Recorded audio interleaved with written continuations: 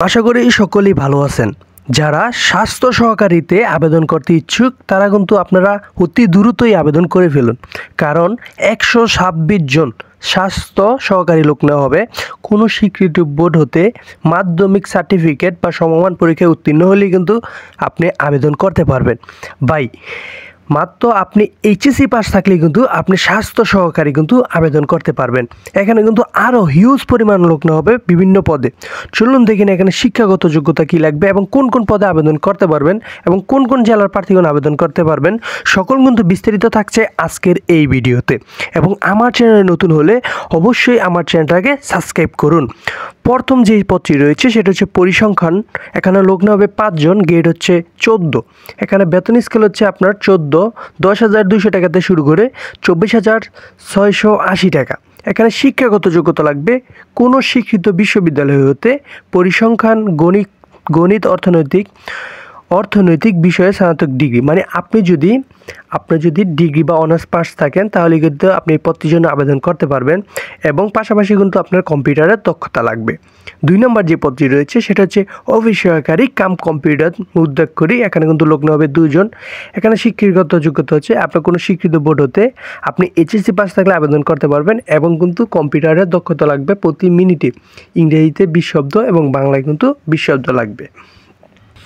3 নম্বর যে পদটি রয়েছে সেটা হচ্ছে টেস্টার কিপার। এখানে কিন্তু লোক নেওয়া হবে 4 জন। এখানে কিন্তু গ্রেড হচ্ছে 16। এখানে কিন্তু বেতন স্কেল হচ্ছে 9,300 টাকাতে শুরু করে 22,490 টাকা। এখানে কিন্তু লোক নেওয়া হবে ভাই হিউজ পরিমাণ। এখানে কিন্তু আপনার এইচএসসি পাস লাগবে, পাশাপাশি আপনার অভিজ্ঞতা কিন্তু প্রয়োজন রয়েছে। সবচেয়ে আকর্ষণীয় যে চাকরিটা সেটা হচ্ছে স্বাস্থ্য সহকারী। এখানে কিন্তু 126 জন লোক নেওয়া হবে, হিউজ পরিমাণ লোক নেওয়া হবে। এটা কিন্তু বলেছি আপনি যদি এইচএসসি পাস থাকেন তাহলে কিন্তু আবেদন করতে পারবেন। 5 নম্বর যে পদটি রয়েছে সেটা হচ্ছে গাড়ি চালক। এখানে লোক নেওয়া হবে 2 জন। এখানে গ্রেড হচ্ছে 16। এখানে বেতন স্কেল হচ্ছে 9,300 টাকাতে শুরু করে 22,490 টাকা। এখানে কোনো স্বীকৃতি বোর্ড হতে মানে আপনি যদি 8ম শ্রেণী পাস থাকেন তাহলে কিন্তু আপনি এই পদটির জন্য আবেদন করতে পারবেন। সাথে কিন্তু বাংলাদেশের একটি বৈধ লাইসেন্স থাকতে হবে। তারপর হচ্ছে দ্বিতীয় যে ধারাটা সেটা হচ্ছে আপনার স্টোর কিপার নেওয়া হবে 1 জন। এখানে কিন্তু এইচএসসি পাস লাগবে এবং কিন্তু যোগ্যতা লাগবে। এবং 2 নম্বর যে পদটি রয়েছে সেটা হচ্ছে কম্পিউটার অপারেটর লাগবে। এখানে কিন্তু আপনার কম্পিউটার অপারেটর কিন্তু আপনার অনার্স বা ডিগ্রি পাস লাগবে এবং কম্পিউটারে কিন্তু প্রতি মিনিটে ইংরেজিতে 20 শব্দ এবং বাংলায় কিন্তু 30 শব্দ লেখা থাকতে হবে। 3 নম্বর যে পদটি রয়েছে সেটা ওয়ার্ড মাস্টার। 1 জন লোক নেবে কোনো স্বীকৃত বোর্ড হতে। মানে আপনি যদি এইচএসসি পাস থাকেন তাহলে কিন্তু আবেদন করতে পারেন। চলুন দেখে নিই কবে থেকে আবেদন শুরু এবং কবে আবেদন শেষ।